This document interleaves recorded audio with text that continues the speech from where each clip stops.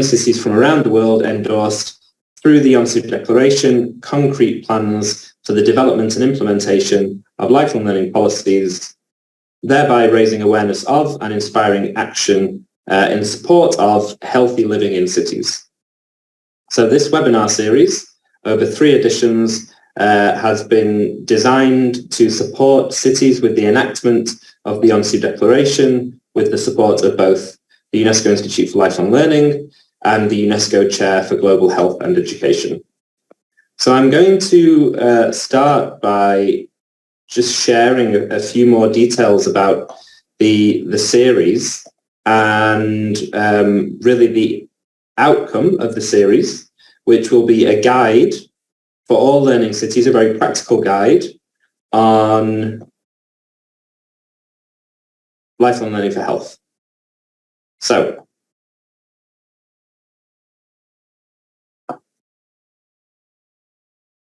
you will see here on the screen an overview of the 3 webinars which took place, as I mentioned, from June to November. So the first webinar was really looking at conceptualizing lifelong learning for health, raising awareness of the concept and the beginning of the process of developing policies on lifelong learning for health.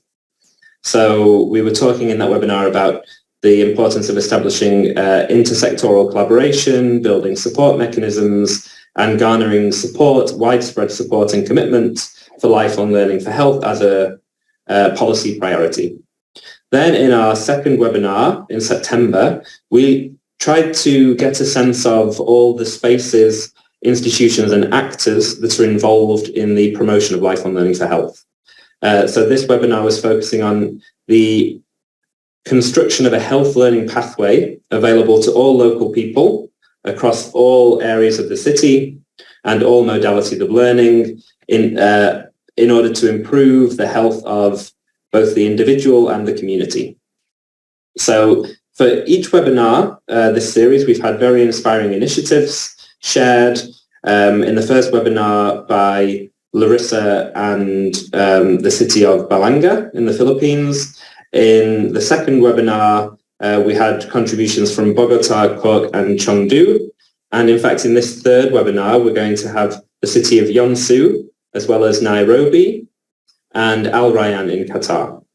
So moving now to the third webinar in the series, we're looking at the implementation of a lifelong learning for health policy, ensuring that implementation is visible, and touching on maybe some of the ways in which the implementation of a lifelong learning for health policy can be monitored and evaluated. And this will result then in an enactment guide. So this is a guide, very detailed but also very practical, on how the UNICESS Declaration for Learning Cities can be enacted. So it details with examples, with very practical tips, many different ways in which cities can promote lifelong learning for health. And this has been prepared by the UNESCO Chair for Global Health and Education. But we are really engaging in a process of co-creation with you, with members of the Global Network of Learning Cities and beyond, to make sure that this guide accurately reflects your needs and your context. So there have already been a few opportunities to provide feedback on the guide, and this will be a focus later in the webinar and indeed following the webinar, so that we can ensure that the final version of the guide really speaks to your context. So with that, I will stop with the introduction and I'll move to just reminding everybody the focus of this webinar, which is on the implementation of a lifelong learning for health policy and visibility. And I'm very happy to say that we do have a number of experts and city representatives with us today. So I will just briefly introduce the speakers. We have Ms. Bakita Almari, an expert from the Mayor's Office of the City of Al Rayyan in Qatar. We have Miss Esther Kamani, Deputy Director, Nairobi City County. We also have with us Mr. Young Jun Kim, who is the UNESCO GNLC focal point in the city of Yeonsu in the Republic of Korea. And we're joined again by Mr. Didier Jourdan, the holder of the UNESCO Chair for Global Health and Education and the head of the WHO Collaborating Centre for Research in Education and Health. So we'll be hearing from each of those experts and representatives over the course of the webinar. But before we move to the first presentation, we would like to get a sense of where you are, so the participants joining us today. We'd like to understand a little bit about the world regions you're representing by being here today. So we're going to invite you, and we'll do this several times over the course of the webinar, to use a tool called WooClap, which enables you to answer questions and for us to instantly generate the results of those questions so that we can get a glimpse into what you're thinking and your experiences. So I will share with you now a QR code. And if you use your handheld mobile device, you can scan the code and then you can access a question. Question number 1 is asking you to indicate where you are. And we have our colleague with us, Sylvia, with the UNESCO Chair, who will be helping us to facilitate this process, and we'll share the results as they come in. But please do take a moment just to scan this QR code and answer question 1 on WooClap.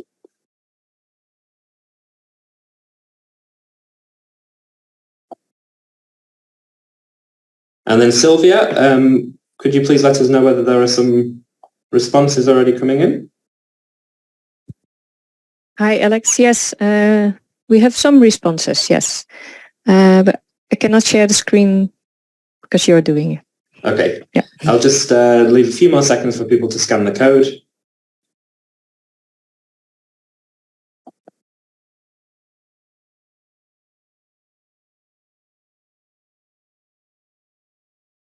Okay, and then over to you, Sylvia, please. Thank you. Thank you.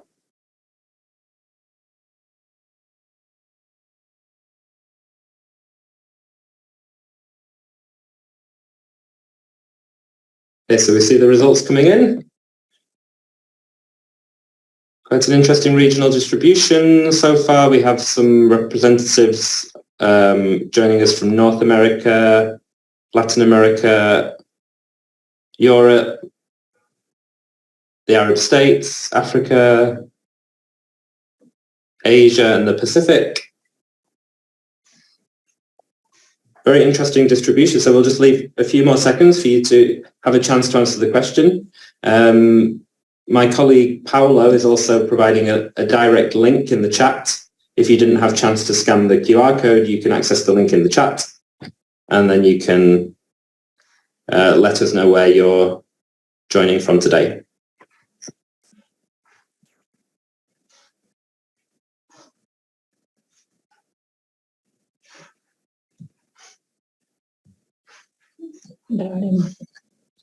Okay, thank you, Sylvia.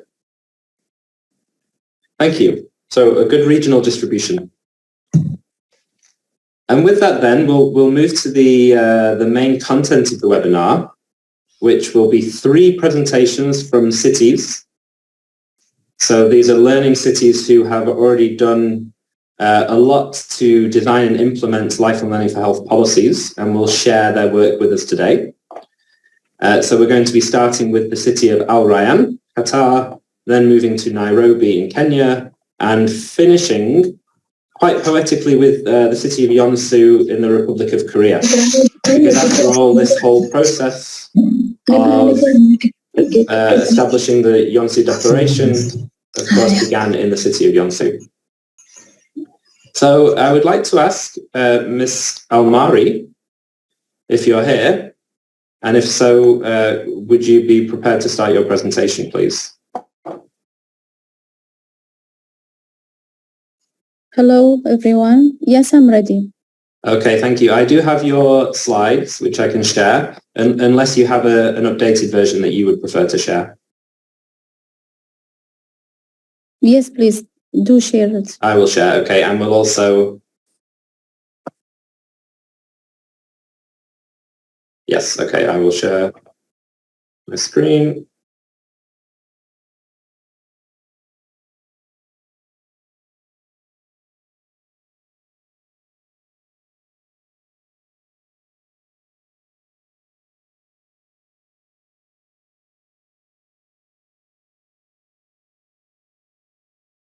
Okay, please proceed. Thank you, and we'll start the recording of the city presentations as well. Recording in progress. So, hello, everyone. My name is Bakhita Al-Marri from Arayan. So, our vision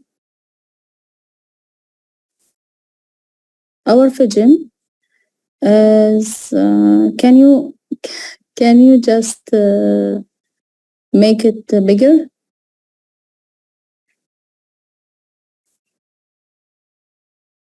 Because I don't have control on it. It should be bigger, is it not, when I put it into presentation mode? Slide show. Okay, let's do it like this, a bit larger. Is that better? Yes. Okay. So, as you know, Arayan is a rich history as a learning city with a modern universities, college and schools and historical moments such as Al-Wajba Fort. And it has many of World FIFA Stadium and Qatar National Library.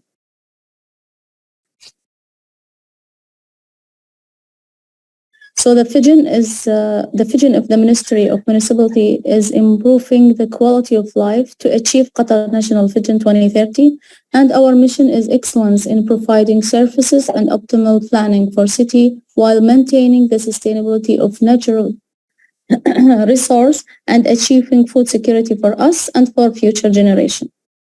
So based on the practical guide of learning cities, we transformed the sustainability development goals into a local measurement in Arayan city. So the first sustainable policy implementation and feasibility in Arayan was opening an open air, first air conditioner park, which was in last year, Nasim. And then after that, next please. After we get recognized from World Health Organization as a health city, we did cooperate and more focusing on implementing policies in Arayan by and also ensure that equity empowerment and intersectoral collaborations. Next. So we did aspect on that by social media campaigns, promoting recycle signage in the public places, educational activities in school and universities, and exposing the youth, especially we focus on the youth, to a sustainability. Next. So recently we opened the second air condition park, which is recognized as recognized to be longest AC outdoor bath, and it was in Nasim Park. The first one was Al Gharafa Park, and this is Nasim Park, the recent one. Next, please. So we did also mobilizing and utilizing monetary and non-monetary resource to build a learning city. So by that, we did a utilization of a human resource, especially the municipality employees, to conduct the training and educational courses for target community group, such as student workers in the food premises or in the cleaning premises. And we also using municipal facilities and public park in the neighborhoods of Al to ensure the sustainability of these places by creating centers of multiple activities. Next, please. We did also using advertising platforms of raising health awarenesses to promote positive value among youth, adults in schools, parks, and public facilities. Next, please. Next, please. There was also cooperative with the community by planting trees. It was 2022, going to the theme of FIFA, and this area will be using for mountain bike around 35,000 square meters. Next, please. We did also a school and initiatives such as social. We applied this civil society mobilization from the school and university students, where they are involved in the initiatives to plant 1 million trees, and the university students were volunteers on a cleanup beach campaigns also. Many. Next, please. Araya municipality also did participate in in a campaign which called "We Are All Responsible," which has many sectors of stakeholders as a civil society to increase the awarenesses of responsibility and sustainability toward the community and toward the state. Next, please. We did also mobilizing the citizen. We have an environmental activists who was cooperating with us to do a planting and increasing awarenesses among the community of planting and desertification. Also, we have an environmental activities which raise awarenesses about the sustainability, and she always focusing on the youth. Next, please. We did increasing awareness of health by cooperative with Weill Cornell Medicine in Qatar in a campaign called Your Health First in flagship public with them, and it was launched the fitness box, an innovative new concept in health and cooperation with the Ministry of Municipality Public Parks Department with a launch event in Al Rayyan Park. And this fitness box is, this is the start. And we have after that 2 more. And we want to achieve our target to open all of this awarenesses campaign in most of our parks. Hopefully. Next. This is Al Gharrafa Park, where we had the bike line, and we also have underneath the area of kids area, but it's especially for kids with special needs. Next, please. We do also focusing on the vulnerable people, such as the workers. So they were involved in many campaigns. Next, please. This is the campaigns that we did. Next, please. Okay. We did sign a memo of understanding with the partnership of sustainability and recycling with Elite Recycling, also with a Shapallah Center, which is for kids with special needs, and for the Ihsan, which is for improvement and empowerment and care of the elderly. Next, please.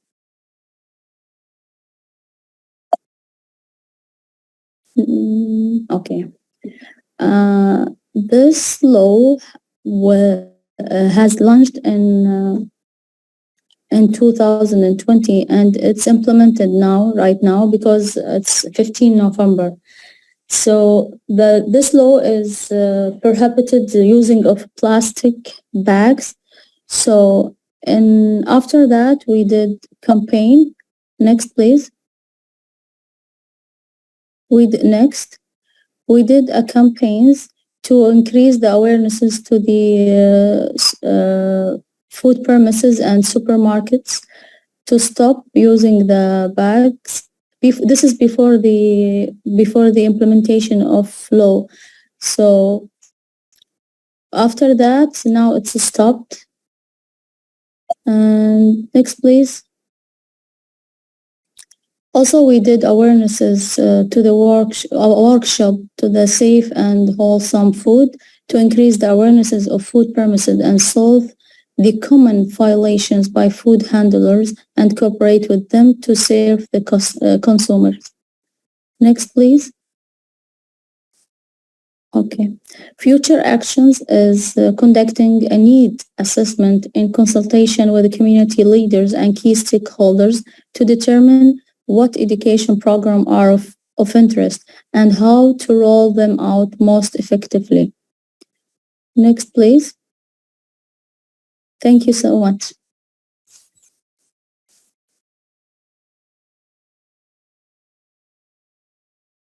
Thank you very much. Thank you, Ms. Al-Mari. You're welcome. Very interesting insight into everything that's happening in Al Rayyan in Qatar. And I think that your presentation really touched on a number of different domains covered by Learning for Health. There were environmental issues, exercise, nutrition, lots of diverse aspects that all feed into lifelong learning for health. So thank you for sharing with us, and we'll probably have some questions for you later. So with that, then I will move to our next presenter. So joining us from the city of Nairobi, I believe we have our presenter, although I don't see her right now. I'm here. You're here, sorry. Sorry. Okay, so Miss Esther Kimani from Nairobi, the floor is yours. And would you like me to share your slides or would you prefer to do so? You can just share. Okay, no problem. Give me a second.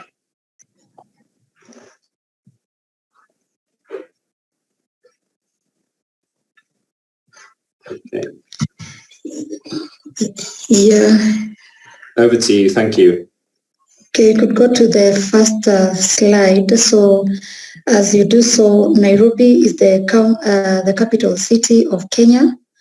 Kenya is a country that is in East Africa. And as a county government, we are in charge of early childhood development and education, as well as child care facilities and vocational education and training. So we have very many programs that are towards lifelong learning. However, I'll only touch about those that touch on health policies that are implemented by the Department of Education, for which I belong. So we have adopted a multi-sectoral approach, working with different departments, for example, health sector, water and sanitation sector, among others.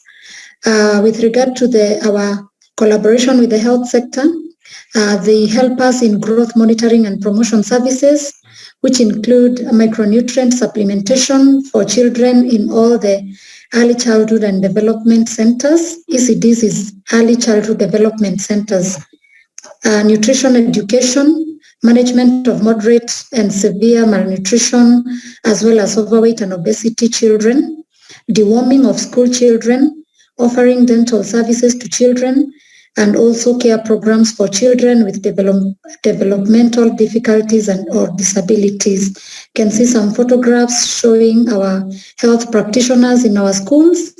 Deworming, that is one of our schools called Lady Northy Day Nursery. They are offering deworming services. The other one is a supplementation session. You could move to the next slide. We also are in the process of disseminating the school health policy to all our sub-counties, and this policy outlines the various strategies with regard to lifelong learning for health and also holistic development of a child.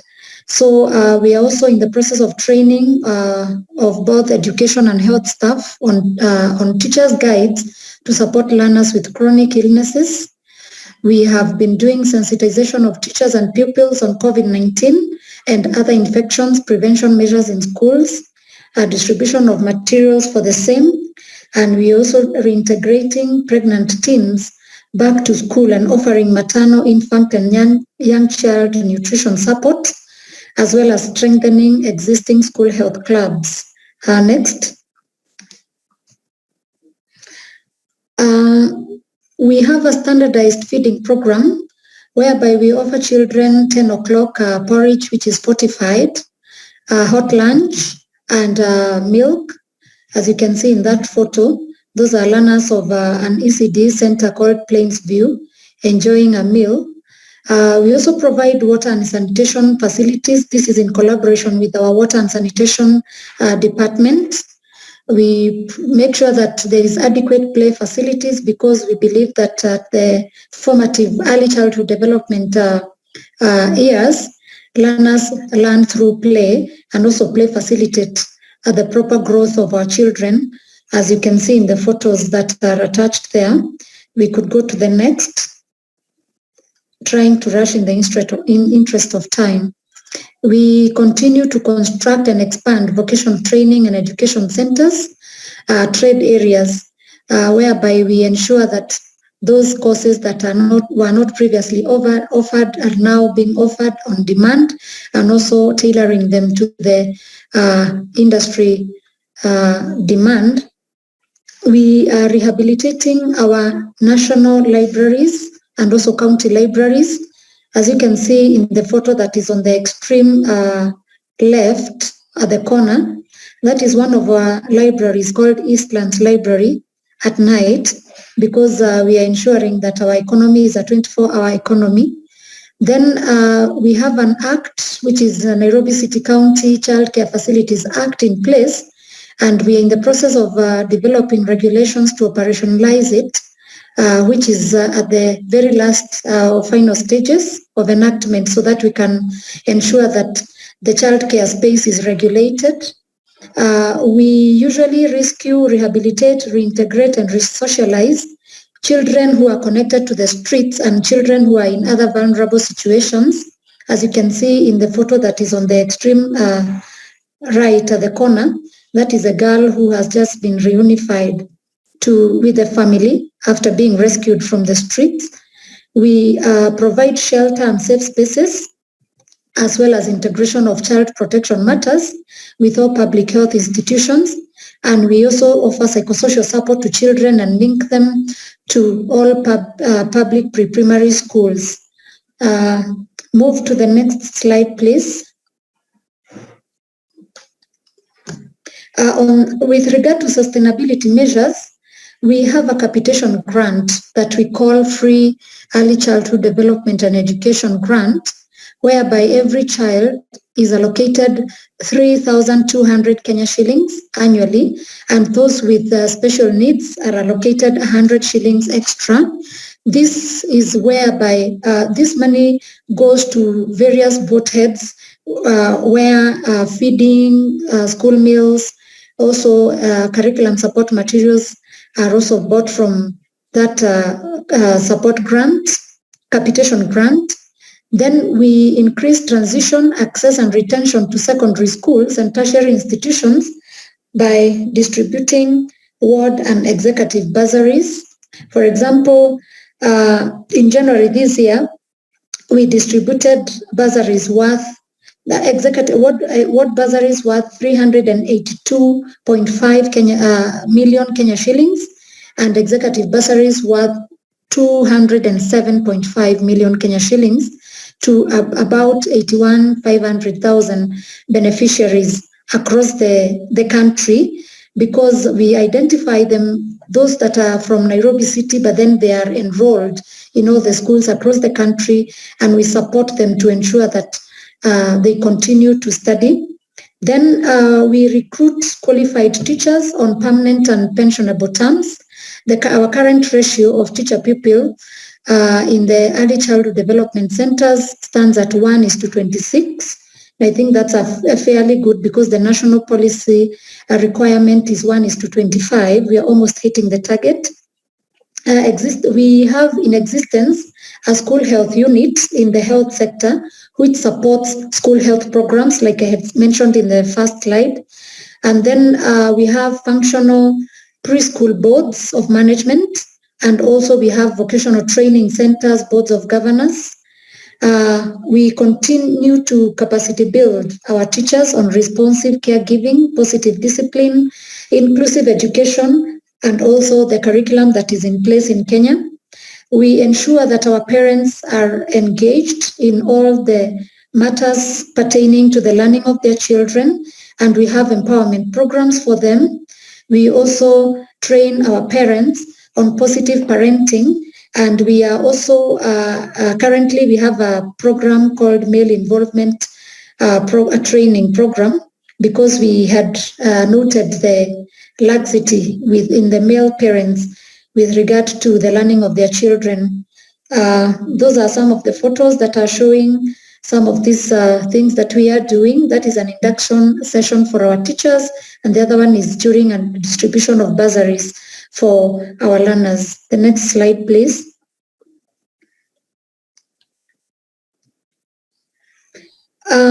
We have a youth affairs section in our sector, and it is vested with the promotion of youth activities, that is socioeconomic activities. They also carry out campaigns and awareness to young adults or to youths, and also they promote capacity building to youth groups on various topics, among them drugs and substance abuse, mental wellness, and also we have a community development section that promotes socioeconomic empowerment programs to members of the community who are joined in groups. And as you can see, the photos that are below that bullet, those are some of the exhibitions of some of the community groups. After they have gone through training, those groups are groups of individuals living with HIV and AIDS. And some time back, when there was a lot of stigma with regard to HIV and AIDS, some of these people were suffering from low esteem. But then through our community development section, we are able to bring these groups together.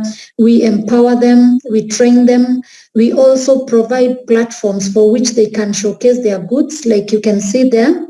And we ensure that at least they are able to get a market for them, and that goes a long way into increasing their self-esteem, and also ensuring that, they see like they have value in their life. We also carry out community dialogues on youth groups, as you can see in those campaign posters that are attached there. Next, please. How lifelong learning for health policies and programs are made visible is through signposts in all the ECDs that are talking about free ECDs, such that now parents who are not even able to take their children to school because of poverty, they are able to bring them to the county-run early childhood development centers. We also have posters on healthy practices, like critical times for hand washing and hand washing procedures in all county-run institutions. And we participate in national co-curricular activities like music and drama festivals. All our learners in the ECDs and vocational training centers participate in the same. Next, please. We monitor systems we monitor the lifelong learning for health policies and programs through carrying out of quality assurance and standards assessments in all our institutions, whereby we have standardized tools that look at various areas of interest, including water, sanitation, the general safety of the environment. We look at the meals and how they are offered, whether the providers are sticking to the standardized menu and what have you. Then we are in the process, like I had said, of regulating the childcare space, and also we link health facilities to schools for close monitoring and also to help us address any emergencies that come up in schools. Next, please. Local communities are involved in lifelong learning in the implementation of our initiatives. For example, they are very key in providing resources like land and spaces for establishment of learning institutions, because every residential area has to surrender a piece of space for construction of schools, also for play fields. The local community also supplement the curriculum support materials. They also help in being experts to aid in learning processes through mentorship programs.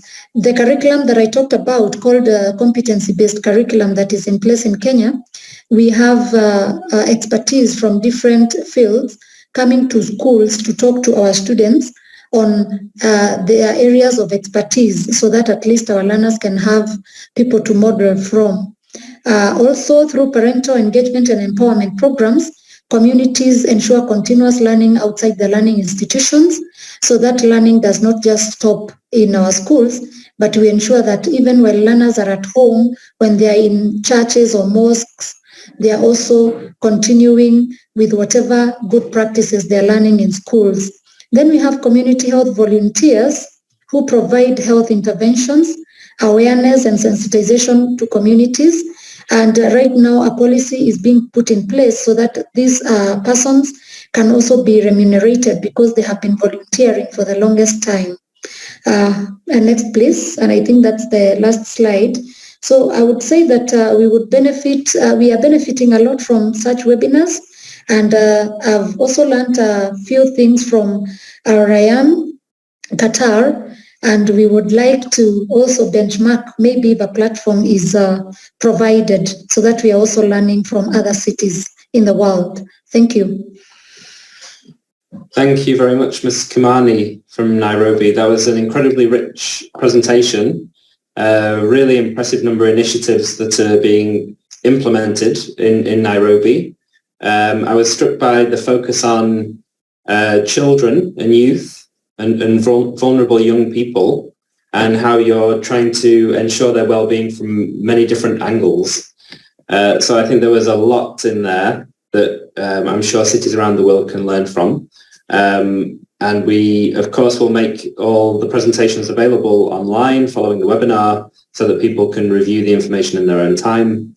But thank you also, Ms. Kimani, for addressing some of the key points for today's webinar as well on visibility, stakeholder engagement and so on.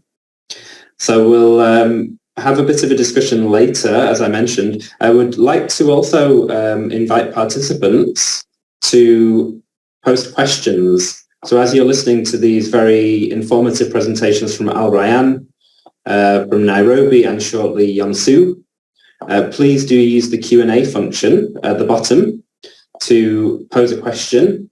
If you have simply a reflection or a comment, you're welcome to use the chat. So without further ado, then I'll move to the third and final presentation from the city level. And this one's coming from Yonsu. This one has been pre-recorded as a video. So I will share the video with you now, and I hope you find it interesting.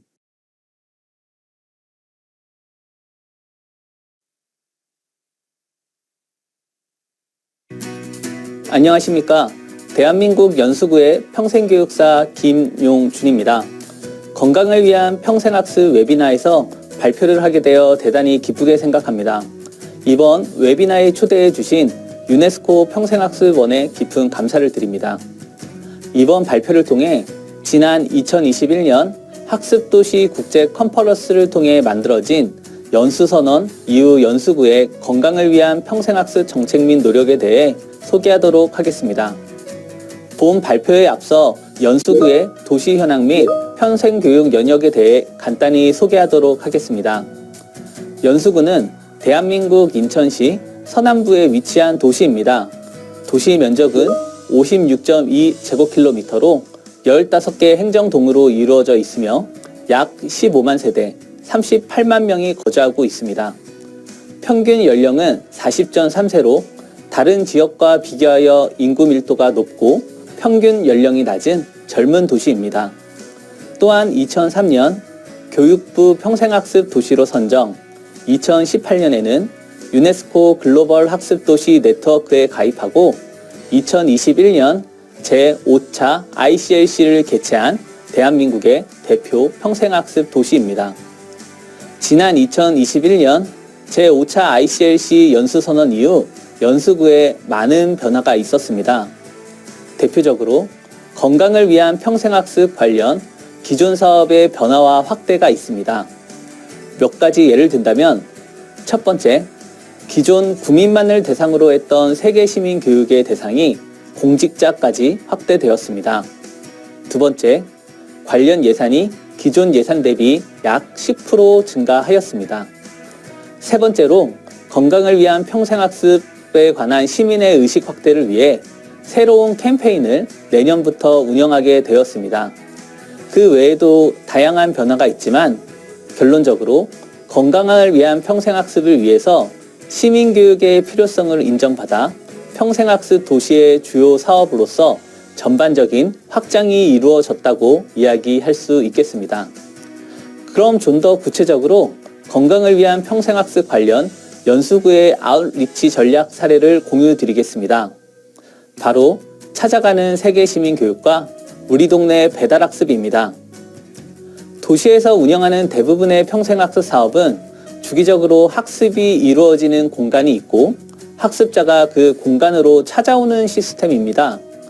위 두 사업은 정해진 공간 없이 학습을 원하는 학습 모임 또는 단체가 있다면 강사를 파견하여 학습을 지원하는 사업입니다.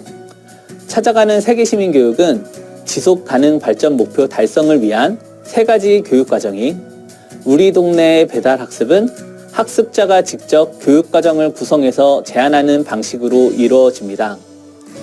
하지만 이 사업에는 큰 장애물이 있습니다.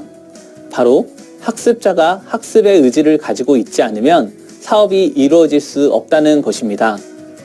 두 사업은 시간과 공간의 문제로 학습에 참여하지 못하는 기존 학습자들의 편의성은 향상시켰을지 몰라도 학습에서 소외되어 있고 학습 의지를 가지고 있지 않은 시민들에게 실질적으로 다가가지는 못했습니다. 이것이 2023년부터 연수구에서 세계 시민학습 캠페인을 운영하고자 하는 이유입니다. 학습의 의지가 없는 일반 시민들에게 학습의 의지를 불어넣고 실제적 학습으로 연결되게 하는 것, 이것이 잘 이루어질 수 있을지 내년이 기대가 됩니다. 방금 소개드린 사업 내용은 연수구의 평생교육 전담 조직에서 운영하는 내용이었습니다. 관련하여 연수구 행정조직 내 평생교육 비전담 조직에서 운영하는 프로그램을 별도로 조사해 보았습니다. 조사 결과 영유아 및 부모를 위한 보건교육, 시민 건강을 위한 생활체육 및 식생활교육, 장애인 자립을 위한 재활교육, 청소년을 위한 진로교육 등 건강을 위한 평생학습의 범위 안에 들어갈 수 있는 다양한 사업들이 있었습니다. 평생교육 전담 조직에서 운영하는 프로그램이 전체 성인을 대상으로 한 총체적 시민교육으로 구성되어 있었다면 평생교육 비전담 조직에서 운영하는 프로그램은 조직 특성에 따른 대상 맞춤형 시민교육으로 구성되어 있었습니다. 결론적으로 건강을 위한 평생학습 관련 정책 및 프로그램의 규모는 비전단 조직에서 더 크고 활발하게 이루어지고 있었습니다. 이는 건강을 위한 평생학습 정책 및 프로그램은 평생교육 전담 조직에서만 수행하는 것이 아닌 조직의 모든 부서가 함께 수행해야 하는 것임을 의미합니다. 그럼 건강을 위한 평생학습 활성화를 위해 도시는 어떠한 노력을 할 수 있을까요? 위 그림은 지자체의 일반적인 평생교육 사업 추진 순서입니다. 중앙행정기관을 통한 법의 제정, 상위법을 기반으로 도시별 조례 제정, 조례를 기반으로 행정기구의 사업계획 수립, 그리고 실행의 4단계를 통해 도시에서 평생학습 사업이 추진되고 있습니다. 도시 수준에서 실현 가능한 노력은 2단계 및 3단계의 수준일 것입니다. 그러나 앞서 이야기했듯이 평생교육 비전담 부서에서 더 많은 사업을 추진하고 있는 상황에서 행정적으로만 접근하는 것은 건강을 위한 평생학습 활성화에 한계가 있을 것입니다. 이에 연수구는 2021년 이후 지금까지의 경험을 기반으로 건강을 위한 평생학습 정책 및 프로그램 활성화를 위한 3가지 필요성을 제시합니다. 첫 번째, 단체장의 의지입니다. 건강을 위한 평생학습 정책 및 프로그램의 확대는 조례의 제정, 예산의 확대 등 행정적 지원이 필수적입니다. 이를 안정적으로 지원하기 위해서는 단체장의 의지가 반드시 필요합니다. 두 번째, 조직 구성원의 이해입니다. 건강을 위한 평생학습 정책 및 프로그램은 기존에 없던 새로운 사업이 아닙니다. 이미 많은 도시의 조직 구성원들이 운영하고 있던 사업이며 이를 수행하는 구성원들이 인지를 하지 못했을 뿐입니다. 건강을 위한 평생학습의 확산은 조직의 구성원이 건강을 위한 평생학습의 의미를 이해하고 자신이 담당하고 있는 사업의 의미를 다시 한번 생각하는 것부터 시작될 수 있습니다. 세 번째, 시민의 인식 변화입니다. 아쉽게도 아직까지 시민들이 가장 원하는 교육과정은 문화 여가 및 인문 교양 강좌입니다. 건강한 시민, 건강한 도시는 다양한 시민교육을 통해 이루어질 수 있음을 시민들이 인식하고 도시에서 운영하는 시민교육을 참여하는 것에서 시작하여 먼저 도시의 시민교육을 요구할 수 있도록 해야 합니다. 이는 단기간에 이루어지기 어려운 일입니다. 도시의 대표는 물론 조직의 구성원과 시민, 양쪽 모두의 변화가 필요한 일입니다. 이를 위해 지난 제5차 학습도시 국제 컨퍼런스에서 연수선언이 만들어졌다고 생각합니다. 오랜 시간과 노력이 필요하겠지만 모든 학습 도시들이 연수선언의 내용을 기억하고 실행한다면 우리 모두가 계속해서 이야기하고 있는 건강을 위한 평생학습이 도시에 뿌리 내릴 수 있을 것입니다. 지금까지 경청해 주셔서 감사합니다. 제5차 학습도시 국제 컨퍼런스 이후 아직 많은 시간이 지나지 않아 유의미한 통계 및 결과를 함께 공유드리지 못해 아쉽습니다. 내부적인 상황으로 실시간 질의응답을 받지 못함을 양해 부탁드립니다. 오늘 발표 내용과 관련하여 질의가 있으실 경우는 화면에 나와 있는 메일 주소로 내용을 보내주시면 성실껏 답변 드릴 수 있도록 하겠습니다.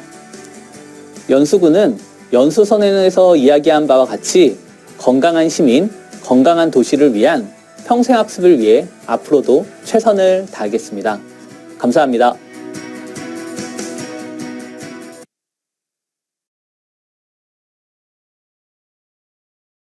Thank you very much, Mr. Yoongjun Kim from the city of Yeonsu in the Republic of Korea. Thank you for taking the time to pre-record your presentation to ensure that there was time to add subtitles in English and make all of these highly relevant initiatives accessible to a global audience. So very inspiring insights from Yeonsu, the city where indeed the Yeonsu Declaration was adopted in October 2021, just over a year ago, and which initiated this whole webinar series, this collaboration with the UNESCO chair to develop a guide on the promotion of lifelong learning for health in cities. So I think it's very appropriate that we end the city presentations with Yonsu, and now to start to maybe reflect and unpack some of the many elements of these presentations, I would like to hand over to the UNESCO Chair for Global Health and Education, Mr. Didier Jourdan, who has been responsible for developing this enactment guide and really is the brains behind the webinar series. So over to you, Didier, for your reflections, please. Thank you. Thank you very much, Alex. Thank you very much for all this great presentation. And you know, it's difficult to add something to all these presentations that are extremely concrete, operational, deeply rooted in the culture of the cities. But what is common? What is common is that clearly now, lifelong learning for health is not an option.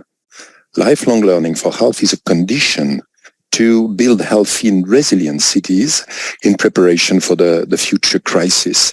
And the commitment of the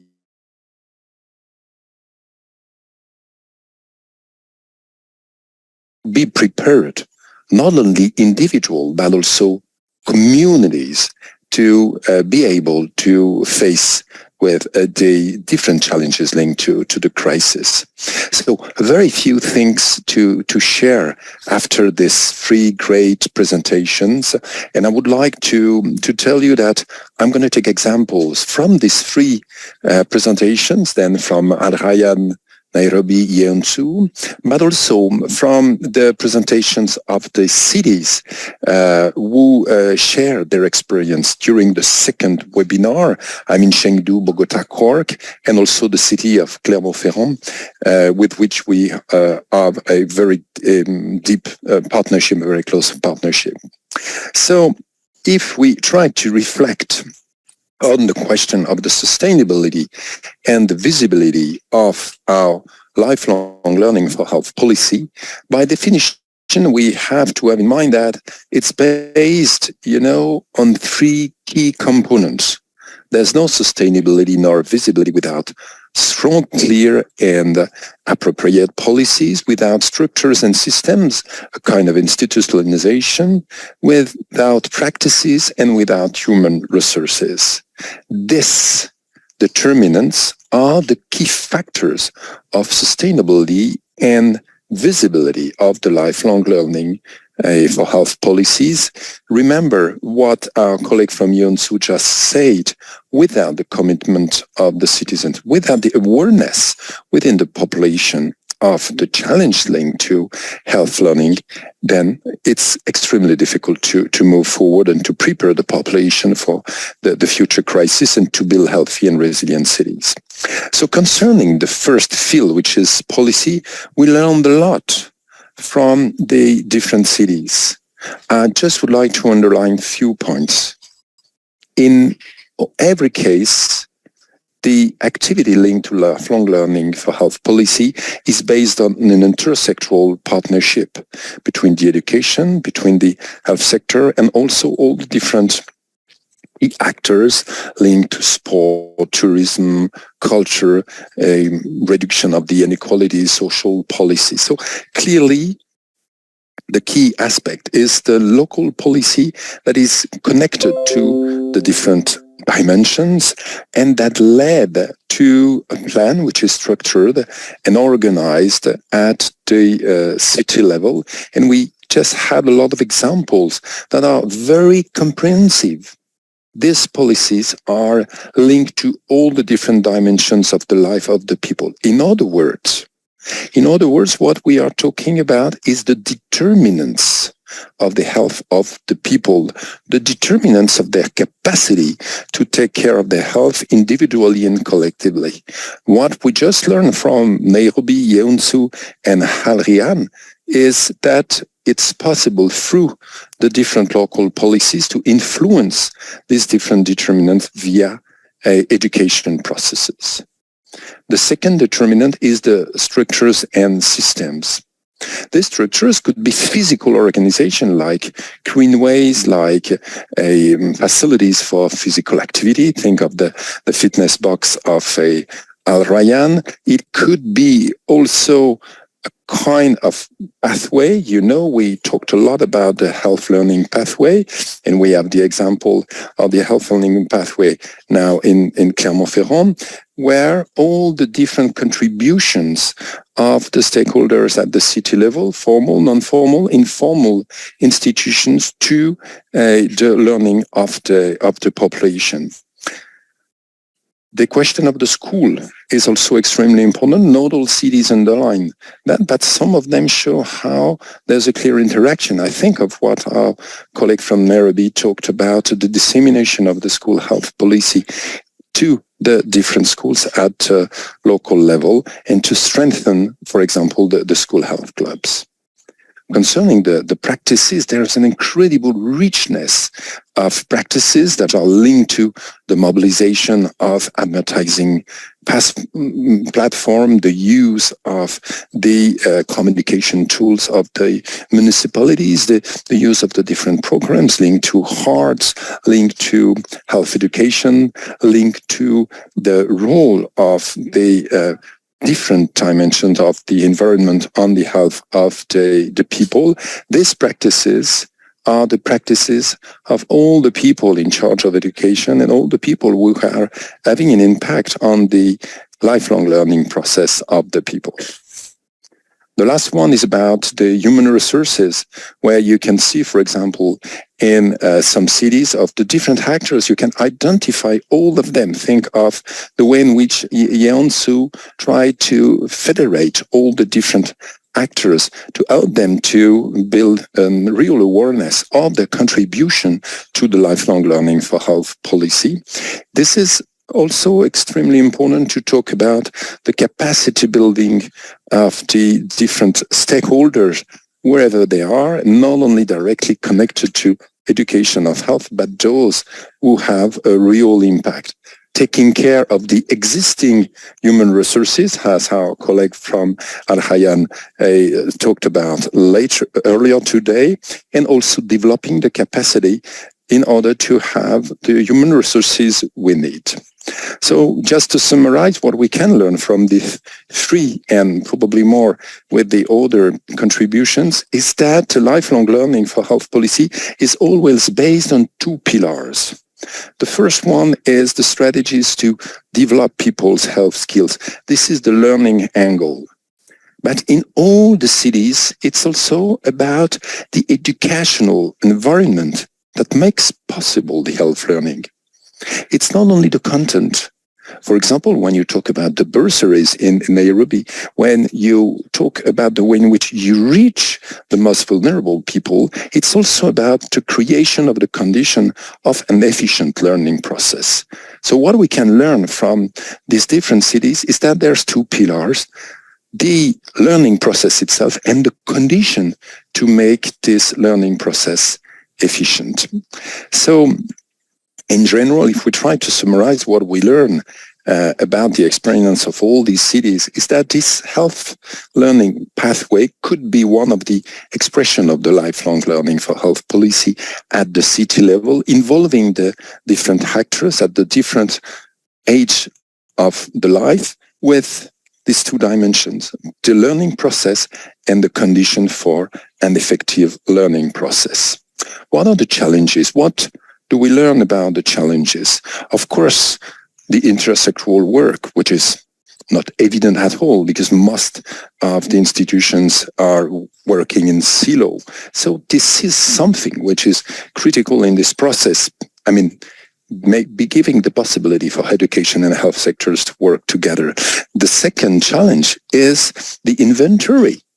You know, any cities in any condition, they do not start from scratch. What is just incredible in the example we had today is that the process that led to the creation of the lifelong learning for health policy is always based on the existing assets of the city. So yes, it's always beginning by this inventory and then to structure these different contributions through a pathway all along their lives, and then through this lifelong learning for health process. There's also the challenges of keeping the commitment alive and the visibility and the sustainability. But probably what is common to all these different examples is the need for the capacity building of the people, of the institution, how to develop not only the awareness, but also the capacity for all the different people involved in the lifelong learning for health policy to play an efficient, effective, relevant role in the development of the population's capacity in relationship to health. Over to you, Alex.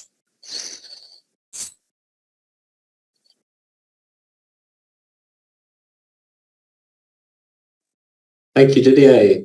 Thank you very much indeed for a very smooth, very neat summary. And with this being the third and final webinar in the series, I think it was very helpful to gain those insights into really interventions across the series, and for you to extrapolate some generalizations, some conclusions based on all the interventions from cities, the engagement that we've enjoyed from members of the GNLC and beyond.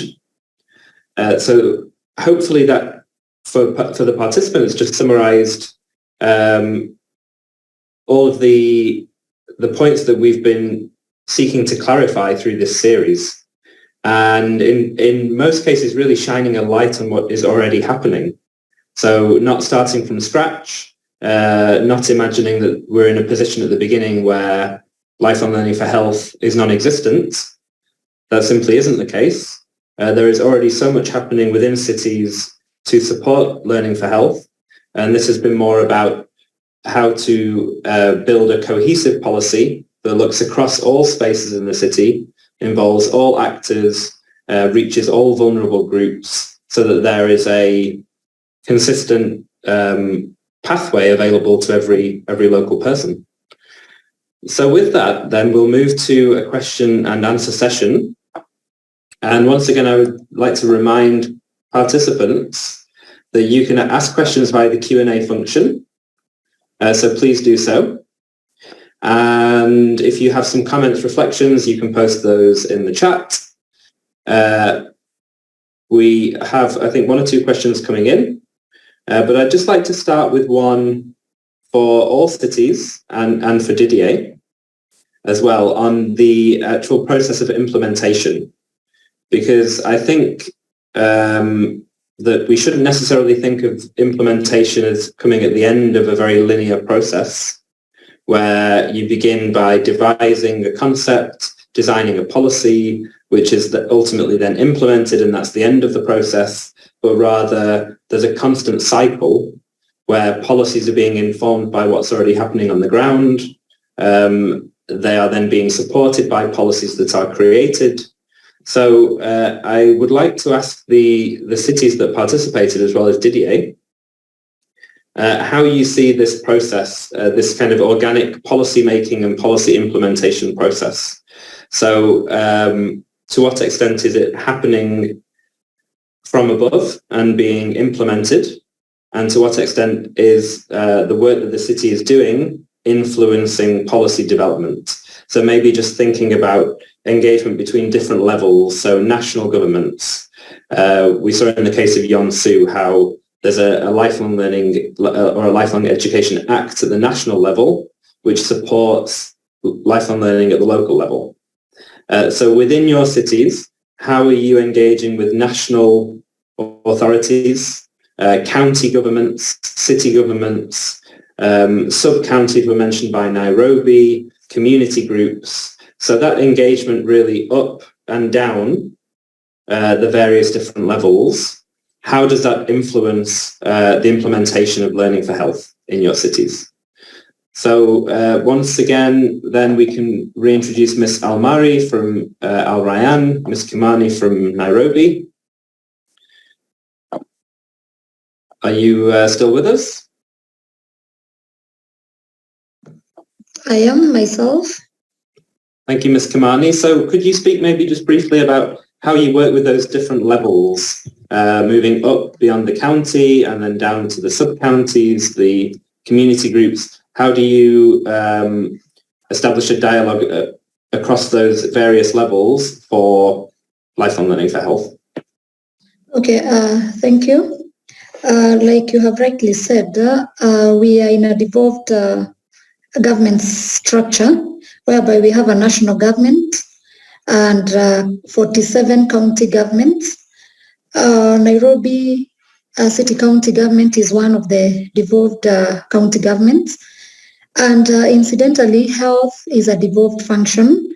So we collaborate at the county level because we work under the same institution, under the same governance structure. So it is very easy, and that is why we even have a school health department. So it is a department within the health department, but it entirely offers services to our schools. So our collaboration is, we actually collaborate very easily because it is within the same level of the government, now that health is a devolved function. And we do not find it very difficult to work together. However, we also have some health facilities that are run by the national government, especially the referral, the national hospitals and referral hospitals. And should we have any programs to undertake that will require our collaboration with them, then we always write to the health ministry through the Ministry of Education. And I believe there is a clear structure on how communication is channeled. I don't know whether I'm answering your question sufficiently. Yes, very much so. Very much so. Thank you. Thank you for that. And I wonder, Didier, whether you have any reflections in your experience working with lots of cities around the world, this kind of negotiation between the various levels. Thank you very much for this absolutely crucial question. For one reason is that the political organization and the mandates of the city, the council, the municipalities in terms of health differs a lot from a country to another, a context to another. So one size does not fit all. Clearly, it's linked to the context, the national context, but also the local context. What we learn from our experience all over the world is that it's always an iterative process. It means there's always loop. You cannot have the kind of national policy that is clear and totally finalized and then the implementation at the local level. It's never like that. It's always local initiatives that generate changes in the laws, in the organization of the structure. And then I mean that we have to free the initiatives of the cities because they are key actors to contribute to the change at the national level in terms of lifelong learning for health. Always this loop, this iterative process. The second thing I would like to underline here is the link with the question of the sustainable development. This dialogue between the national, the regional, the local level has to be under the umbrella of the resilience of our communities, of our cities, of our countries, through the lens of the sustainable development. Health, is not separated from the other key challenges of the sustainable development. Think of the climate, think of the environmental issues. So this dialogue has to be under the umbrella of the sustainable development, the creation of the future of our societies, and it's linked to all the dimensions of the lifelong learning for health. Over to you, Alex. Thank you for that, Didier. Thank you. And indeed, it is an iterative process, and we see that across all the various themes that we work on through the UNESCO Global Network of Learning Cities, whether it's health and well-being, education for sustainable development, whatever it might be, with global citizenship, education, is always iterative.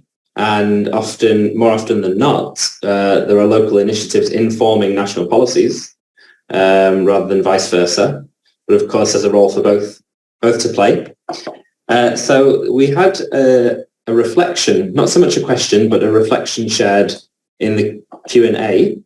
So I'd just like to read this to you and then invite reactions. Unfortunately, we no longer have Al Ryan with us, and Yonsu cannot participate live in the question and answer session due to a lack of Korean interpretation. So not to put you on the spot, Ms. Kimani and Didier, but we would very much appreciate your reactions to this reflection. So this came from Abril Salada, and in fact now has been followed by a question. Okay, so the reflection: thank you very much to all speakers for these excellent presentations. I agree with Didier Jourdan, since nowadays lifelong learning as an objective for sustainable development is not an optional decision, but rather an obligation that each citizen has within our societies and even with ourselves. As citizens, I think it is important to constantly promote learning for health policies, and especially to highlight the importance of mental health, because today society still sees mental health and mental health care as an exception only for some people, potentially as something strange. But the reality is that to promote a resilient society, we must understand the importance of taking care of our mind and not see mental health care as something unusual or extreme. So this was followed by a question. What policies would you implement to promote the normalization of mental health care? And it's an interesting one. I would like to thank Abril Salada for that question, because I think all of the fascinating initiatives that have been shared today, generally, they have focused on physical health. And of course, this is of paramount importance. But maybe then we just move in the discussion to mental health. So I wonder, Ms. Kimani, are there initiatives that come to mind in the city of Nairobi where there is perhaps a focus on mental health or indeed well-being? So I know you mentioned the one for the people living with HIV and AIDS. There are initiatives to really raise their self-esteem, improve their integration in the local community, to prevent isolation. So of course that will benefit their well-being. But I wonder if there are other examples you'd like to share with us, please. Thank you. Thank you very much. I agree that is a very critical component, mental health, that has been sidelined for quite some time. Yes, we have programs towards mental health wellness, and recently our governor, who assumed office in early September, has given a directive that we incorporate psychosocial support programs in all our educational programs. So we are in the process of ensuring that we have counseling units for teachers and students. And also within the Human Resources Development Department, we have a counseling unit where we refer our teachers who may be faced with issues or who we suspect to have issues, mental health issues. And recently in Kenya, we've had a trend of students either committing suicide or even killing family members. And that is associated with mental health unwellness, if so to speak. And so the psychosocial programs that our governor has directed that we encompass in our schools will go a long way. So we are in the process of coming up with those, but meanwhile we only offer counseling services and also refer those teachers who we suspect to have mental issues to the counseling unit that exists in our Human Resources Development Department. Thank you. Thank you very much, Ms. Kimani, for those insights. And Didier, I see that you... Yes, yes. Thank you very much, Abril, for this question. This is absolutely crucial.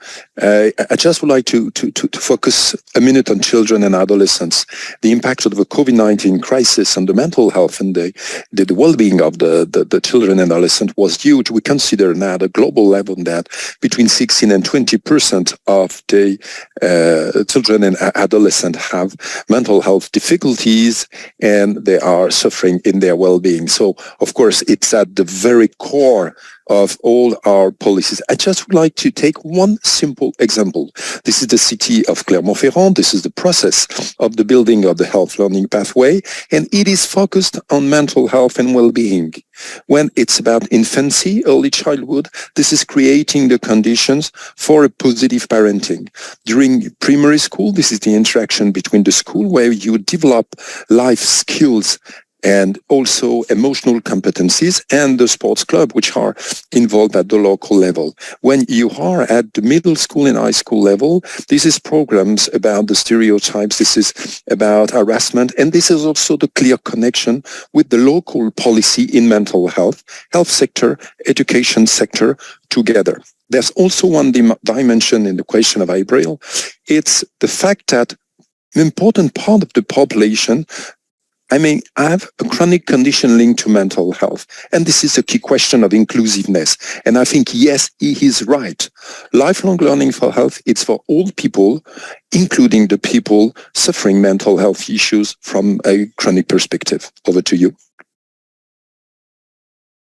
Thank you, Didier. Thank you very much. And for highlighting as well that perhaps mental health issues have become, or have increased in number and perhaps become more prominent during the COVID-19 pandemic, particularly among younger people. So I think we have time maybe just for two more questions. I don't see any in the Q&A, but there is still time. If any of the participants do have a question they would like to be addressed by the panelists, then please do share it with us. We have just a few minutes left, and I would like to ask quite a general question. And this probably touches on presentations we've seen over the course of the webinar series between June and today. The idea of lifelong learning for health, when you are designing initiatives and policies and implementing such a wide range of initiatives to support lifelong learning for health, how do you strike a balance, or indeed should a balance be struck, between the idea of proactivity, so health promotion, disease prevention, looking ahead to be proactive in order to stop problems developing, and then on the other hand reacting? Because I think over the past couple of years we've seen a big emphasis on reactivity, particularly in the middle of the COVID-19 pandemic. It was how can we react quickly to this disease, this virus that is spreading rapidly? How can we solve a sudden issue? But of course, there has to be a focus in the long term on proactivity and prevention. So just considering those two, and of course they overlap. Ms. Kimani in Nairobi, all the initiatives you shared, I think, point to both. But how do you see that from your perspective, the idea of preventing potential issues further down the line and promoting good health, and balancing that with the need to react to major issues that are already present within the city?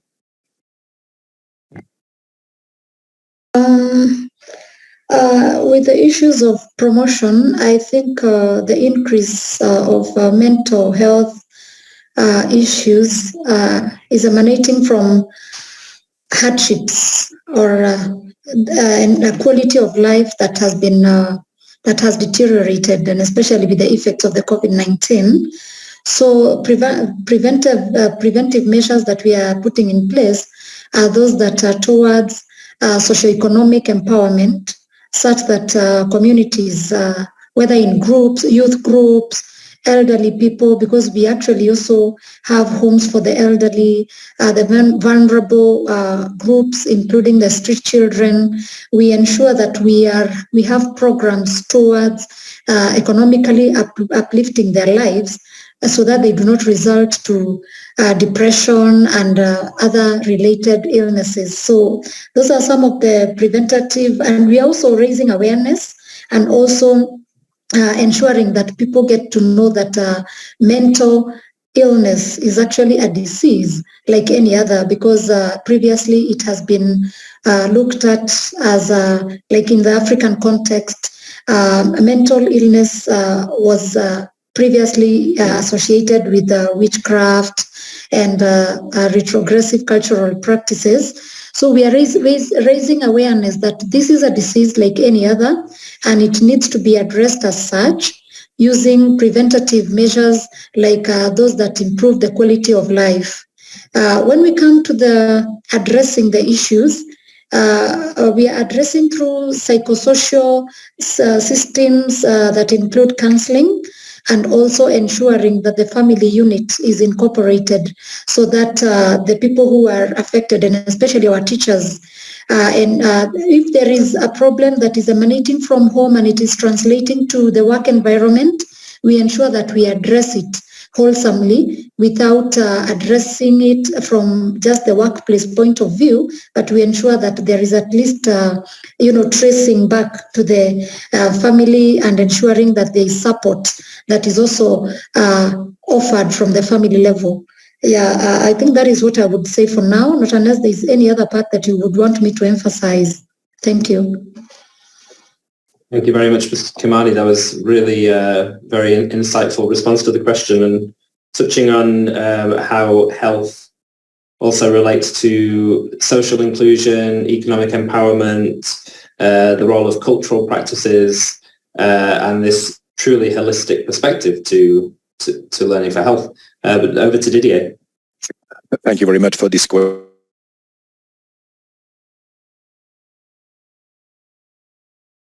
You cannot separate these two dimensions, and I would like to be very concrete, talking about the initiative of the city of Lausanne in Switzerland with old people. Again, lifelong learning for health, it's lifelong. And all the studies show that increasing health literacy of old people have a direct impact on their health.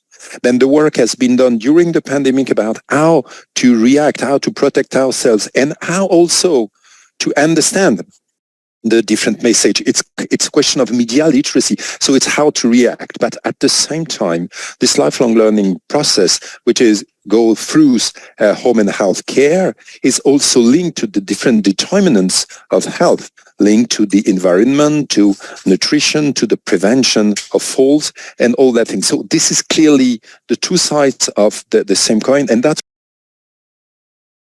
côté de la même pièce.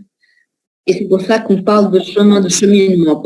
El equilibrio entre proactivo y reactivo es crucial, y es por eso que se establece esta hoja de ruta para contributions from the healthcare, from the social system too. So yes, the two sides of the same coins. Alex, over to you.